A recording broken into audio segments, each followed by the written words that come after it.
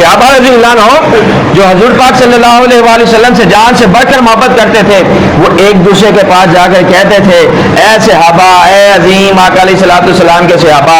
ہمیں بھی آقا علیہ الصلوۃ والسلام کی نعت پاک سناؤ۔ صحابہ ایک دوسرے کے پاس جا رہے ہیں اور کہہ رہے ہیں ہمیں آقا علیہ الصلوۃ والسلام کی نعت پاک سناؤ، اور حضرت سعد بن ثابت رضی اللہ عنہ نے منبر رسول پر کھڑے ہو کر آقا علیہ الصلوۃ والسلام کے سامنے